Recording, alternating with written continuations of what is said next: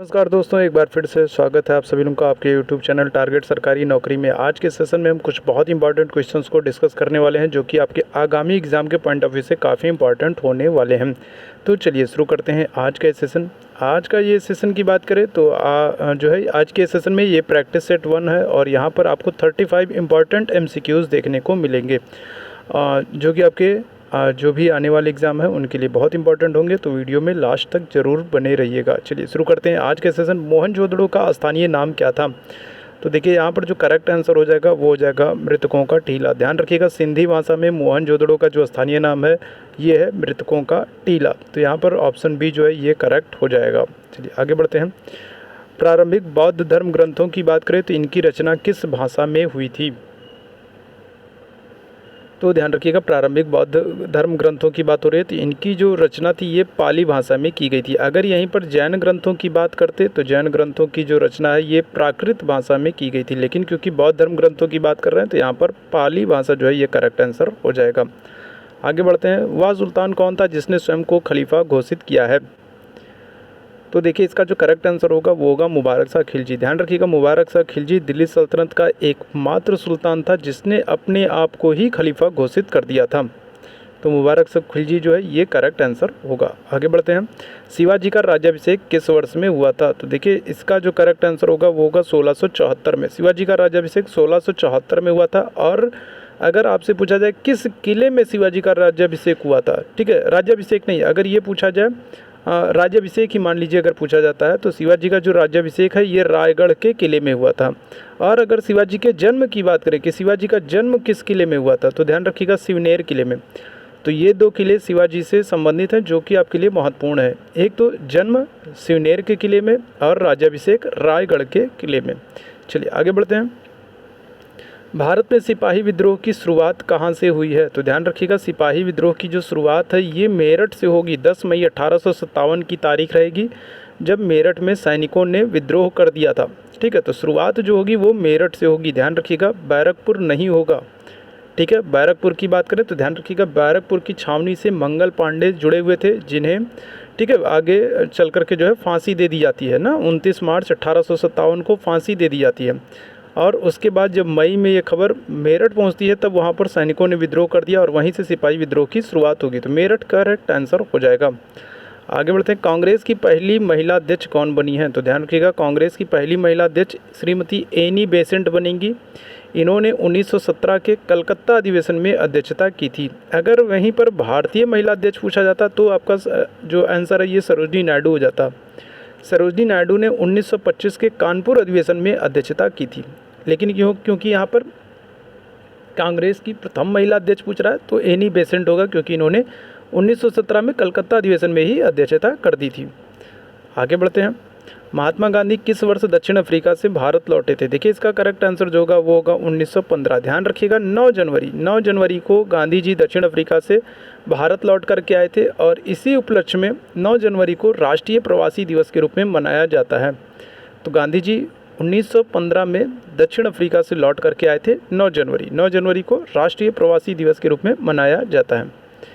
Cabinet mission Bharat कब आया था? ध्यान रखिएगा, कैबिनेट मिशन की सिफारिश पर ही संविधान सभा का गठन किया गया था। अब बात करें कैबिनेट मिशन भारत कब आया तो ध्यान रखिएगा 1946 में।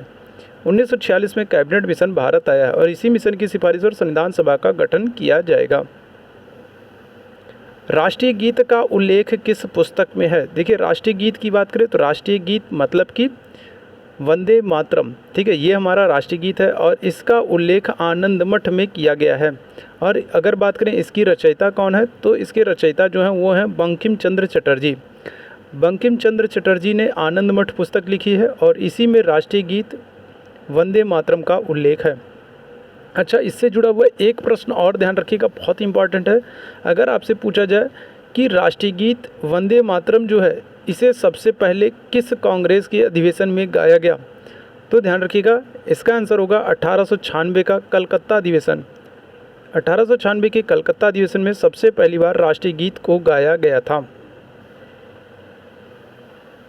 आगे बढ़ते हैं। भारत का प्रथम भारतीय गवर्नर जनरल कौन था? तो देखिए यहाँ पर जो करेक्ट आंसर होगा वो ध्यान रखिएगा, चक्रवर्ती राजगोपालाचारी होंगे। ये भारत के प्रथम भारतीय गवर्नर जनरल थे।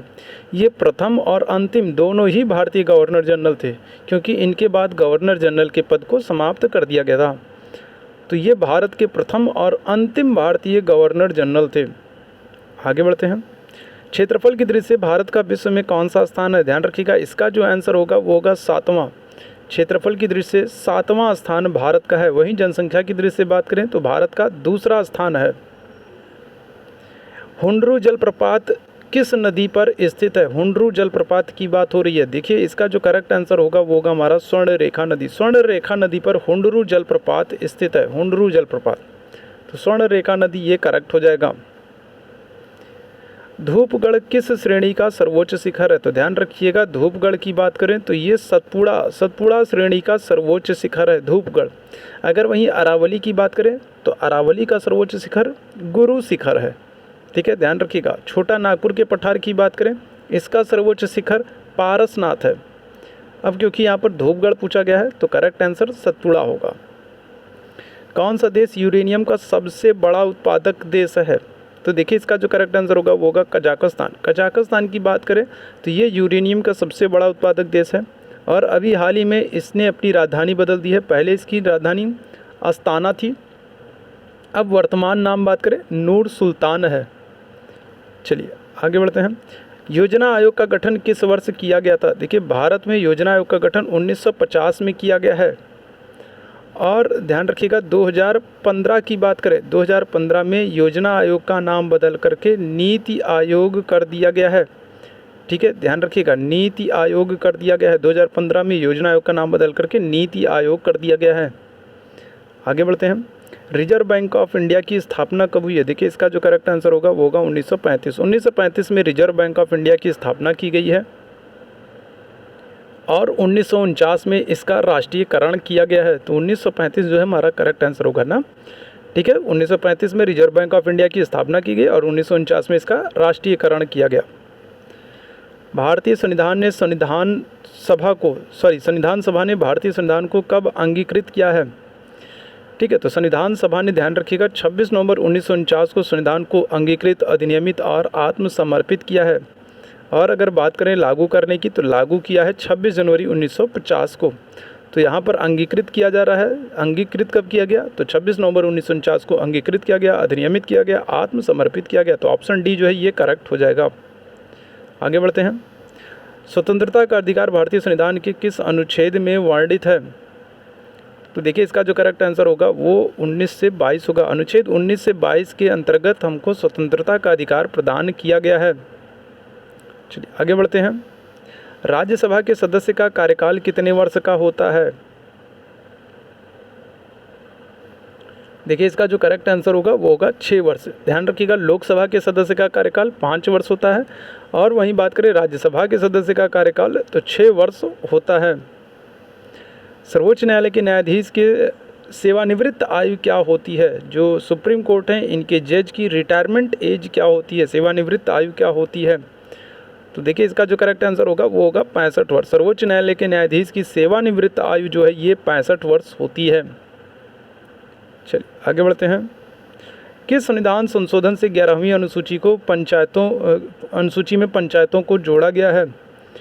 तो ध्यान रखिएगा, 11वीं अनुसूची 73वां संविधान संशोधन 1992 से संबंधित है, जिसके द्वारा पंचायती राज व्यवस्था को 11वीं अनुसूची में जोड़ा गया है। तो 73वां संविधान संशोधन ये हमारा करेक्ट हो जाएगा। शुष्क बर्फ किसका रूप होता है? शुष्क बर्फ की बात करें तो ये कार्बन डाइऑक्साइड का रूप होता है। तो कार्बन डाइऑक्साइड करेक्ट हो जाएगा। मानव शरीर में पाचन तंत्र का सबसे लंबा हिस्सा कौन होता है? तो इसका जो करेक्ट आंसर होगा वो होगा छोटी आंत। छोटी आंत जो है ये पाचन तंत्र का सबसे लंबा हिस्सा होता है। लाल रक्त कोशिकाओं के निर्माण में शरीर का कौन सा अंग जिम्मेदार होता है? तो देखिए, इसका जो करेक्ट आंसर होगा वो होगा अस्थि मज्जा। चलिए आगे बढ़ते हैं। 8 कनौजिया 9 चूल्हे लोकोक्ति का अर्थ क्या है? तो देखिए, इसका जो करेक्ट आंसर होगा वो होगा अलगाव की स्थिति। ठीक है, ध्यान रखिएगा, अलगाव की स्थिति जो है ये करेक्ट आंसर होगा। जगत धन ईस जगदीश में कौन सी संधि है? तो देखिए इसका जो करेक्ट आंसर होगा वो होगा व्यंजन संधि। ध्यान रखिएगा जगदीश में व्यंजन संधि है, आग का पर्यायवाची शब्द नहीं है। यहाँ पर आपको ध्यान रखिएगा नहीं शब्द पर फोकस करना है, नहीं पूछा गया है, आग का पर्यायवाची नहीं है, तो ध्यान रखिएगा ये व्योम होगा। व्योम आग का पर्यायवाची शब्द नहीं है। विश्व प्रेस स्वतंत्रता सूचकांक 2022 में भारत का स्थान क्या है? ध्यान रखिएगा 2022 का पूछा जा रहा है। 2022 में विश्व प्रेस स्वतंत्रता सूचकांक में भारत का स्थान 150 है। अगर यही 2021 पूछा जाता तो 2021 में विश्व प्रेस स्वतंत्रता सूचकांक में भारत का स्थान 142 था। 2022 में भारत का स्थान 150 है। संतोष ट्रॉफी 2022 किस राज्य ने जीती है? ध्यान रखिएगा ये केरल राज्य से संबंधित है। केरल राज्य ने जीता है संतोष ट्रॉफी। अब आपके लिए क्वेश्चन है, कमेंट बॉक्स में बताइएगा संतोष ट्रॉफी किस खेल से संबंधित है? इसका आंसर आप कमेंट बॉक्स में दीजिएगा। चलिए आगे बढ़ते हैं। स्टैचू ऑफ नॉलेज का अनावरण महाराष्ट्र में किया गया है, इसकी ऊंचाई कितनी है? ध्यान रखिएगा महाराष्ट्र के लातूर में अभी भीमराव अम्बेडकर की प्रतिमा का अनावरण किया गया है, जिसे स्टैचू ऑफ नॉलेज का नाम दिया गया है। और बात करें इसकी ऊंचाई की तो इसकी ऊंचाई 70 फीट है। 70 फीट करेक्ट आंसर होगा।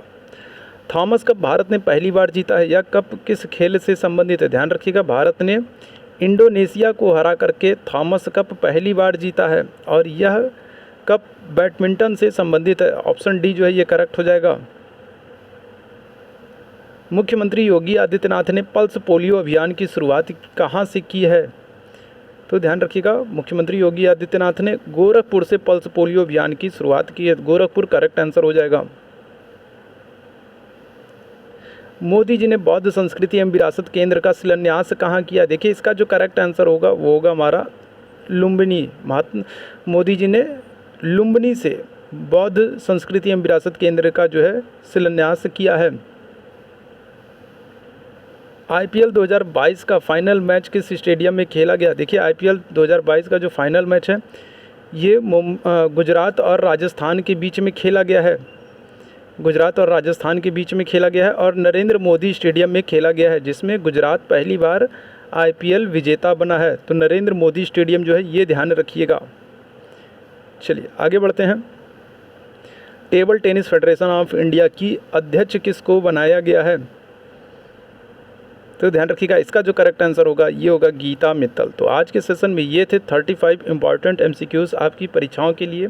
उम्मीद है ये सेशन आपको पसंद आया होगा। अगर इसी तरीके के आप और सेशन चाहते हैं और भी महत्वपूर्ण प्रश्न चाहते हैं तो आपको चैनल को सब्सक्राइब कर लेना है, पास में बेल आइकन है उसको दबा देना है ताकि आने वाली वीडियो की हर नोटिफिकेशन सबसे पहले आपको मिलती रहे।